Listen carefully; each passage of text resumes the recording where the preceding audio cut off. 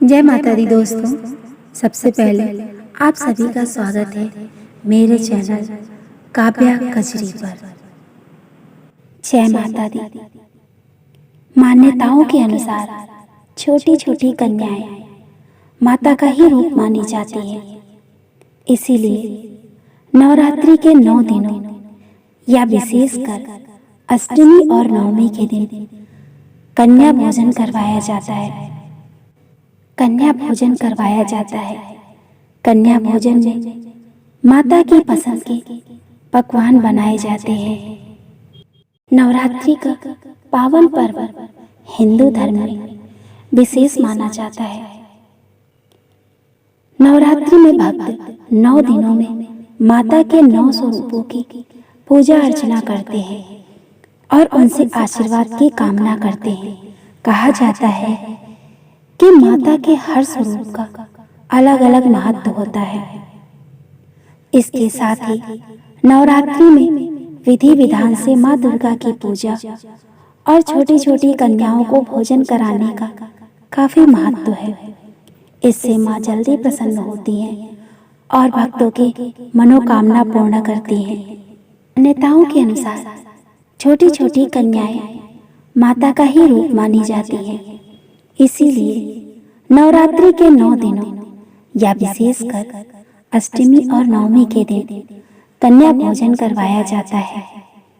कन्या भोजन में माता की पसंद के पकवान बनाए जाते हैं, लेकिन कुछ ऐसे विशेष पकवान हैं जो माँ दुर्गा को बहुत प्रिय है और इनके बिना कन्या भोजन पूर्ण नहीं माना जाता है।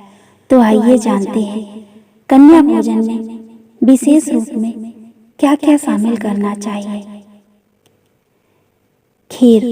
घर पर कोई भी पूजा हो या फिर त्योहार, खीर का बनना तय होता है, क्योंकि सभी देवी देवताओं को खीर का भोग लगाया जाता है। वही नवरात्रि कन्या पूजन में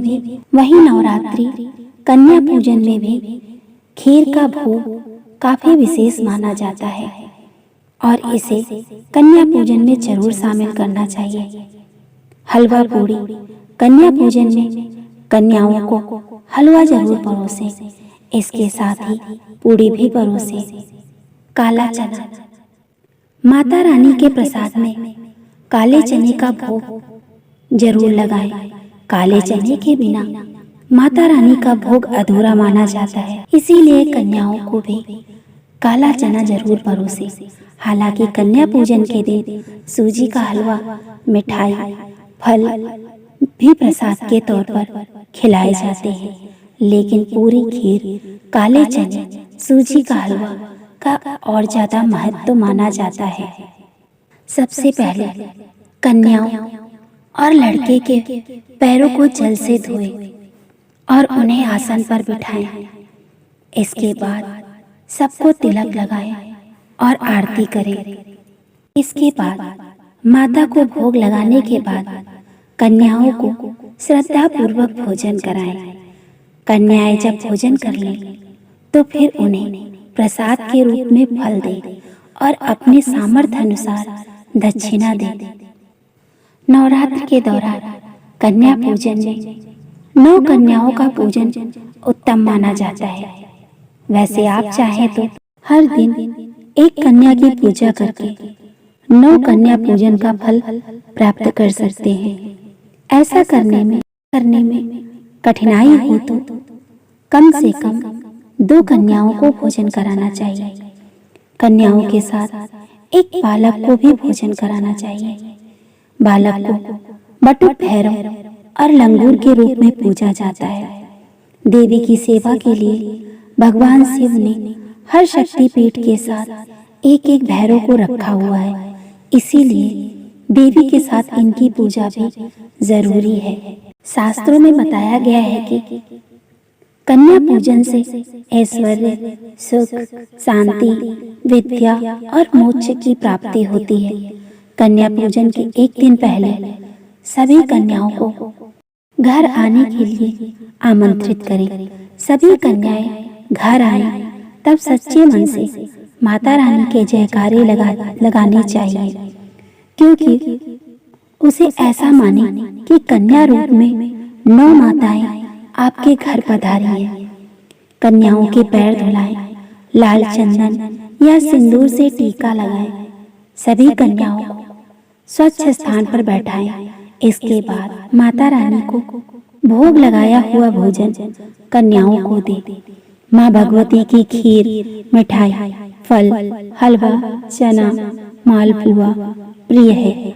आप कन्याओं को इनका भोजन कराएं। भोजन के बाद अपनी श्रद्धा अनुसार दक्षिणा दें। इसके बाद उनका आशीर्वाद लेकर उन्हें विदा करें। मान्यता है कि माता के भक्त पंडित श्रीधर के कोई संतान नहीं थी। एक दिन उसने नवरात्र पूजन में कुंवारी कन्याओं को बुलाया। इसी बीच माँ वैष्णो कन्याओं के बीच आकर बैठ गई। सभी कन्याएं भोजन करके और दक्षिणा पाकर चली गई, लेकिन माँ रह गई। उन्होंने श्रीधर से कहा कि तुम अपने यहाँ भंडारा रखो और पूरे गांव को आमंत्रित करो। इस भंडारे में भैरवनाथ भी आया और यहीं से उसका अंत आरंभ हुआ। जब उसने माता को पकड़ना चाहा तो माता ने भैरवनाथ का अंत कर दिया और माता वैष्णो की गुफा का पता भक्तों को मिला। नवरात्र में आप कन्या भोजन करें तो कन्याओं को उपहार के रूप में लाल वस्त्र देने का विशेष महत्व होता है। अगर किसी वजह से आप लाल वस्त्र देने में असमर्थ हैं, तो सभी कन्याओं को लाल चुनरी दे। लाल रंग की वृद्धि का प्रतीक माना जाता है और इसके साथ ही लाल रंग की मां को पोशाक का रंग होने के कारण भी बेहद शुभ माना जाता है। वहीं लाल रंग के वस्त्र देने से आपका भी मंगल मजबूत होता है। कन्या भोज करने में कन्याओं को कम से कम एक मौसमी फल जरूर देना चाहिए। माना जाता है कि नवरात्र में कन्याओं को फल देने से आपको अच्छे कर्मों का फल कई गुना वापस होकर मिलता है। फलों में सबसे शुभ केला और नारियल माना जाता है। माना जाता है केला विष्णु जी का प्रिय फल और नारियल यानी श्रीफल माँ लक्ष्मी का प्रिय है। इन दोनों को ही दान करने से आपके घर की सुख समृद्धि में वृद्धि होती है। ये तो थी जानकारी कन्या पूजन की। अगर आपको मेरा वीडियो पसंद आए तो मेरे वीडियो को लाइक करें, चैनल को सब्सक्राइब करें और हाँ, ज़्यादा से ज़्यादा शेयर करें। कमेंट में जय माता दी अवश्य लिखें। जय माता दी दोस्तों।